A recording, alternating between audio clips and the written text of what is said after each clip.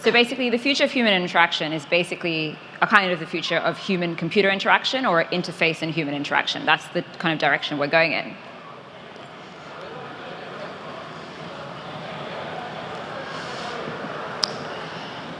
And so if we want to really look at it, one of the big issues with this is most people want to find out, is this a good thing or is this a bad thing? And the actual truth is, it's neither. It's a little bit of both, because when you put technology into people's hands and we're inventing the technology, it's really up to us to decide what we do with it, right? Just like anything else in life. So one of the things I want to start to look at is different aspects of human interaction and then the pluses and minuses of them.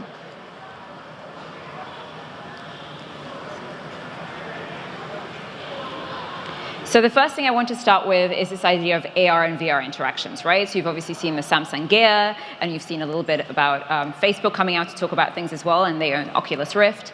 And so I don't know if you remember when AR first came out, it was a little bit like you'd go out on the street and you just put your phone up and maybe you'd see some interesting points that you could look at on the street, or you'd put it in front of a book or a magazine and then it would have something interesting pop up. So now AR is coming back and it's got a lot more interesting sort of aspects coming out of it. So this is an enterprise kind of a version of AR. So this is what Hyundai Sonata put out earlier this year. And what it allows you to do is that you can take your iPad or any device, you can put it over your car, and it starts to tell you things about it. So all the features pop up, and you can be your own mechanic. So you can go in the back of your engine, put your iPad over it, and it teaches you how to actually do an oil change by yourself.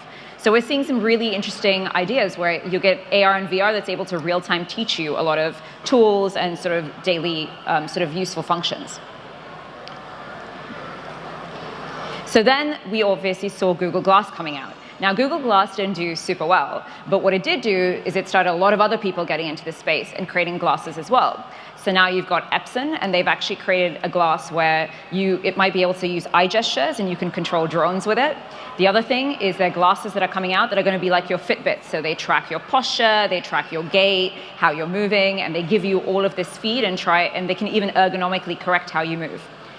And the other ones that you're getting out as well are sort of Sony, who's now created a really interesting device that turns anyone's glasses into smart glasses. So you can actually attach it to your regular glasses and turn it into a piece of VR or AR as well. And so I wanted to give this example before I get into Oculus, which is obviously the real future where VR and AR is going. And so this is Google Cardboard on your left, and on the right side you've got Spec, which is made for an iPhone. And what's interesting about these is that when you look at the Samsung Gear and you look at Oculus, they cost a lot of money. What Google Cardboard and Spec have done is they've made it really available for everybody because they're really durable, they're very sort of lightweight and throwaway. And so they're saying what's great about this kind of VR and AR is it can be used in education, it can be used for children, and it can be used in ways that actually make it very democratic. So a lot more people get access to it, and it doesn't seem like this thing that's only for very high technologists. But of course, the one that everybody is interested in is Oculus Rift. And so on the right side, if you look at it, this is called Toybox. And so Oculus has actually put this out not so long ago. So that's two people with VR glasses on that are actually interacting and kind of game playing all in 3D. Now, the thing that we have to remember is that while Oculus is a really, really great device, at the moment it's incredibly expensive. So you've got 1 million Samsung Gears that have actually sold because people can actually use it. And also because we've got desktops and laptops and phones, a lot of apps have been developed for it. Whereas for Oculus, you have to specially develop an app just for this device. So obviously the uptake is a lot more slow. So till everyone can kind of afford it, we're going to see this a little bit more slow to become mass. Now, this one is really, really interesting. So this is from Magic Leap. And this is what Google has heavily invested in. So if you watch Minority Report, Magic Leap is about the closest that we're going to get to Minority Report at the moment. So if you look at this video, it's pretty impressive.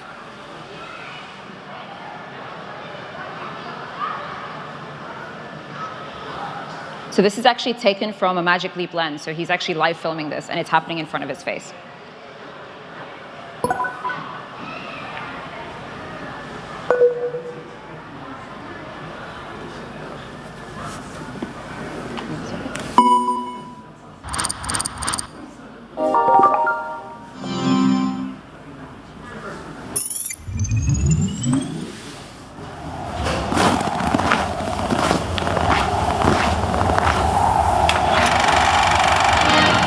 Conquered, the New Zealander Edmund Hillary got his first mail and congratulatory telegrams from George Lowe, a fellow countryman and expedition colleague.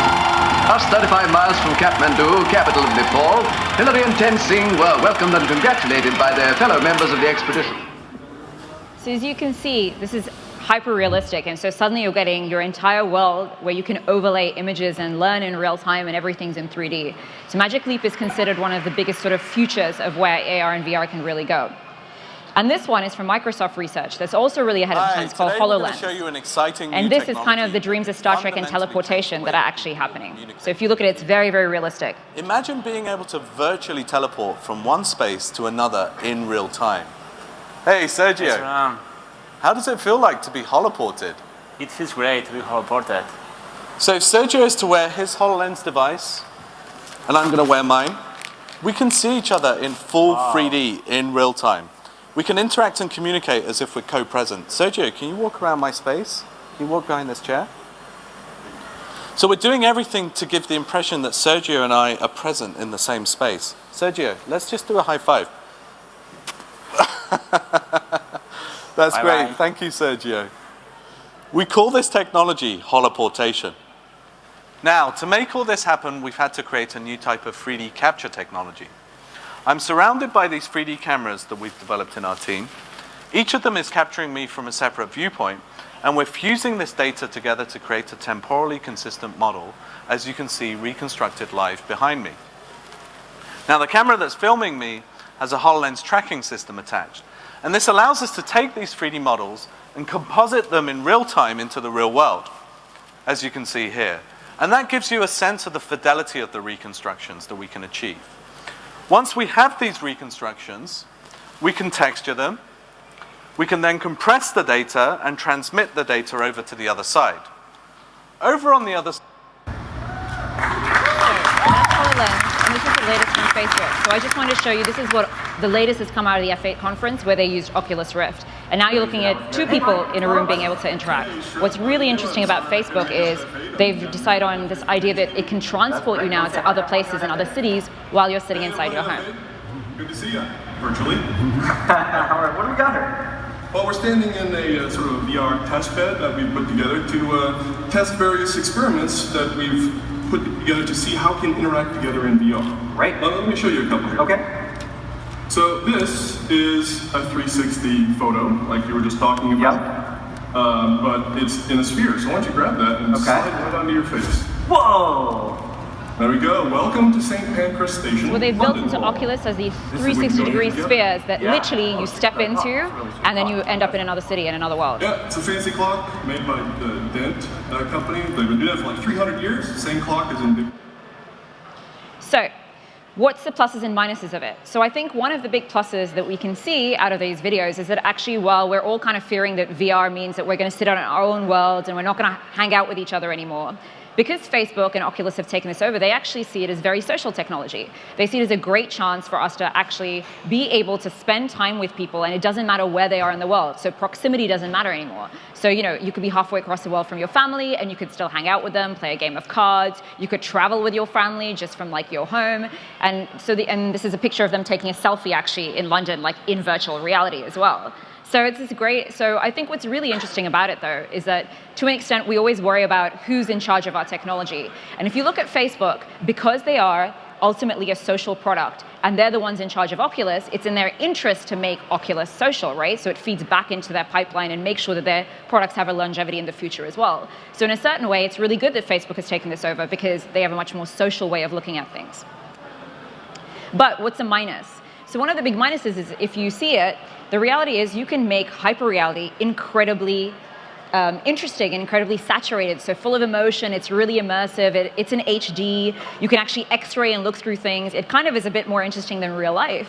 So one of the big worries is that, you know, are we starting to get a generation that, for example, if they love everything instantly and they love these immersive environments, is it going to be more attracted to hang out in an immersive environment rather than look through the world with our own two eyes, which may not be as exciting anymore? And this is a really great sort of film if you get a chance to look at it. So this is by Keiichi Matsuda, and he actually just did a film called Hyperreality. And his worry about hyperreality is, can you imagine if you were walking around with these Google glasses in virtual reality all the time, and every 5 minutes in your viewfinder, you have alerts and information and media and pictures and videos, and it can be like almost like the craziest video game that you're living every day of your life. So how do we know when to switch things off and when to actually plug into things? And this becomes a struggle and a worry for a lot of people. So we've looked at VR and AR, and the other thing I want to look at, obviously, is we have to look at artificial intelligence, right? Because that is a big feature of human interaction. And so the other part of that is you might have heard these words being thrown around, like machine learning, and also this idea of robots, obviously, coming out into the world. So the first thing I want to look at is this idea of machine learning. Now, it sounds like really complicated, but ultimately what it is, if you look at Google or Skype or Facebook or any of these big technologies that you plug into today, they have something called neural networks. And if you think about that, that's just like your brain, where you have lots of connections and information is being wired through it, right? And then the idea with machine learning is you build a piece of code or an algorithm, and what it does is it's able to see patterns in everything. And then it's able to take those patterns and, pick out the word, pick out the object, and label it, and even predict it and offer it up to you. So that's basically what machine learning is. And so the way that machine learning is used, we think that AI is kind of scary, but actually you're all really comfortable with machine learning and use it every day. So if you take a Facebook picture, for example, and you find that it automatically gets tagged by your friend, that's actually AI and machine learning. When you talk into your voice-activated Siri or a Cortana or whatever else it is, that's actually a voice-activated piece of machine learning and AI. So we're getting very used to using these kinds of things. And so what Facebook just talked about was this idea of chatbots. So people are saying that this is where machine learning is kind of going. And so chatbots are the idea that now you can actually have this funny sort of conversation with a robot, which basically is this little chat window that you're in. And so there are really interesting examples of it. Like Facebook said, you could get an Uber out of your Messenger. You could kind of order a pizza. Now H&M allows you to shop. And they're sort of testing all these different kinds of chatbots that you can actually do. And you'll get WeChat as well. That's sort of gotten like little chatbots and concierge services. So now I can go on my WeChat and I suddenly have my own private concierge where I can actually just text and say, I would like this delivered to my doorstep. And somebody's actually able to go off and do that. So at the moment, though, we haven't gotten to a stage where this artificial intelligence can do everything for us. So there's actually always some customer service human being around. The future is the idea that you should be able to completely be able to have these conversations with robots and chatbots all the time. And Google has taken this a step further. So just recently, they actually put out Allo, which is their chatbot. And obviously, Google has a great level of analytics, and they also own the ecosystem, so the search terms and everything else. So if you go into Google Allo, what you can do is let's say you look up a recipe, right? You want to look up some soto ayam. So they look it up, and what it does is it not only offers you that, it'll offer you what they call suggestion chips. So it'll give you one that's a recipe. It might give you other dishes you can have. It might give you another chip that tells you all the places that have the best dish in town, and you can decide how you go from there. And the way that Google sees this is actually your chatbot suddenly becomes your personal assistant. So what's really different now is we look at our devices as a way to do everything, or we have to sign on to a certain chatbot to do something, and it's sitting on one screen. But what's really changing is kind of that movie Her, which is that Google sees your chatbot as your everyday companion. And so it's device agnostic. It's your friend. And so what happens, for example, is they've designed something called Google Home now, which is like Amazon Echo. So it means that all the screens in your home suddenly get connected to your chatbot. All your wearable technology can get connected to your chatbot. So what they see is that Allo will become this very smart system that understands what device you are plugged into at the moment and is relevant to that situation and talks to it for you. So maybe it speaks to your wearable technology, that then speaks to a screen in your home, that then speaks to your phone. So you can only imagine what kind of a future of human interaction and robot interaction that actually gives us. So again, what are the pluses and minuses of this? Well, I think one of the pluses that we can look at is that what's kind of happened in humanity a little bit is we've kind of, even if you look at going to events or networking or whatever else it is, we become really transactional. We don't have a lot of time for conversation, right? We tend to text a lot. We tend to text 3-word answers. We text emojis. And we've stopped having these long, drawn conversations with each other. And so one of the things that could be really great about a chatbot is it kind of breaks the ice for you. It allows you to start having a conversation. Maybe it offers up new ideas for a further conversation, and it actually helps you to carry the conversation on, which is kind of a nice thing. So one of the things that people are saying that could be kind of fascinating about it is in like dating apps, for example. So it's like really strange to say hello to a stranger. You don't know what to say or what to do. Maybe a chatbot is your companion inside this funny little app, and it actually gives you some ideas about what to say to the person based on all the knowledge they have online about them. So these are some really interesting spaces that we're looking at in terms of interaction. But what's a negative? So the reality is let's be honest, right? Like, we all used to have lots of conversations with each other, but we've kind of stopped doing that. So we need to almost build these bots and make them as human as possible so we can start having conversations again, which is a bit of a weird one. The other part of it is, and obviously, maybe not the best thing to say, but you have to remember that these are still products that are given out by really big tech companies, right? And the truth of the matter is, the more time that you hang out with a chatbot is the more time you're going to hang out in Google or in Facebook or whatever else. So there's a certain level of the fact that they get to offer up a lot of their products and services to you by keeping you hanging out and chatting to them for a really long time. And I think that, the last part is really this quotation, which is really nicely put from the New York Times. So it says that finally, a bot, like any other piece of software, is only as good as its maker's imagination.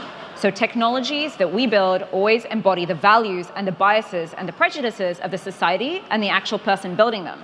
And so if we can't imagine the future that we want, and if we don't figure out what the morals and the ethics of that future are, then how can we expect these machines to? And if we don't figure it out, that's when you have to worry about the machines figuring it out for themselves. And that's when you get that scary idea of, the robots kind of taking over. So it really is our responsibility to develop them in the way that is best for our planet and our world.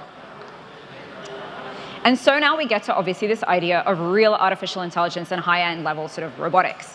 And all this time, we haven't really worried too much about robots. We've thought it's far into the future because robots have never actually beaten human beings. Except this year, that completely changed, right? So what really happened is we had AlphaGo. I don't know if you saw that all over the papers, but AlphaGo is the AI that comes from Google. And he played 5 games of Go with Lee Sedol, who's the biggest and best Go player. And the problem is he won 4 out of those 5 games. So now we've suddenly got a computer that has actually not just beaten a human once, but 4 out of 5 times.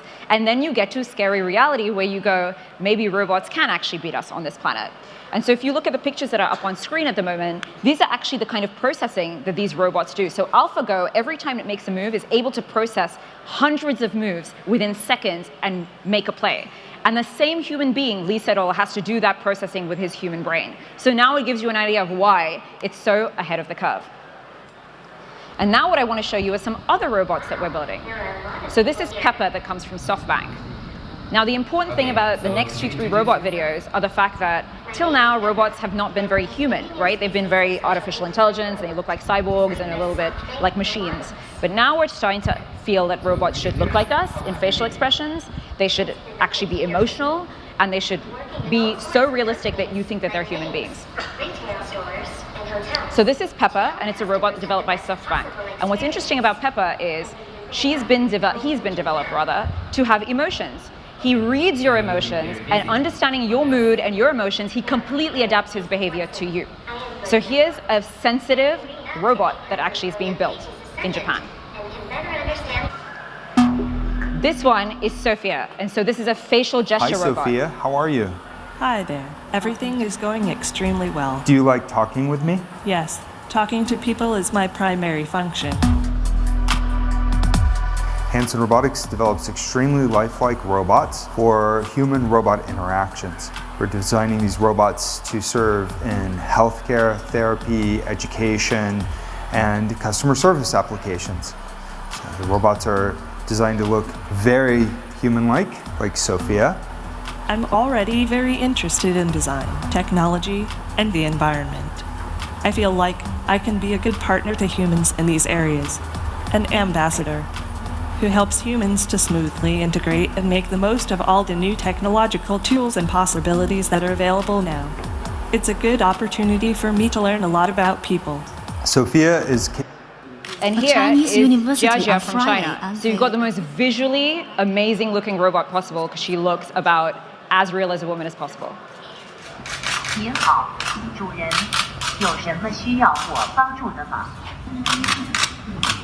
这样拍的脸大。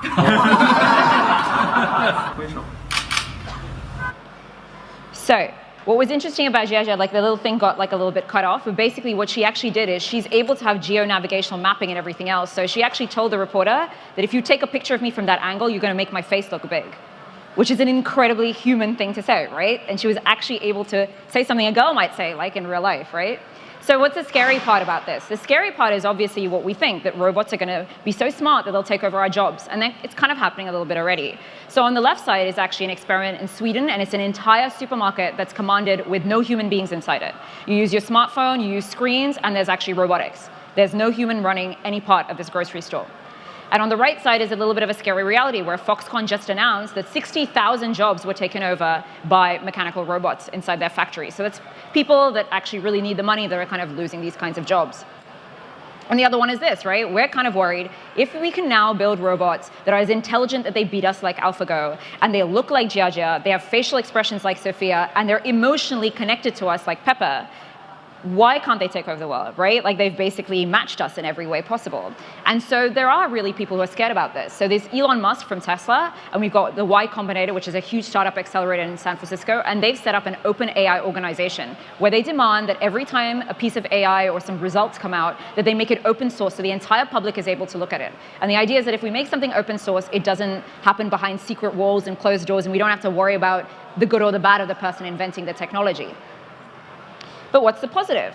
So the positive is that while we might be worried that robots are taking over the future of work, they're actually kind of taking over very mundane tasks, right? If we have to be honest on today's world, there's a lot of sort of, I guess, like people and hierarchies. We have people that we think are beneath us because they do jobs that are like the leftover jobs, right? The mundane tasks that nobody else wants to do. But the truth of the matter is we're all human and we all have great brains, so we're wasting our brains doing some of those tasks.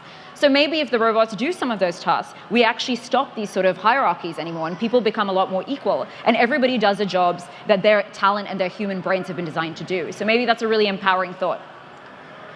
And robots can be really helpful. They can be used in medicine, for example. Robots are more accurate than human beings. You don't have to make large incisions, so there's like less risk of infection.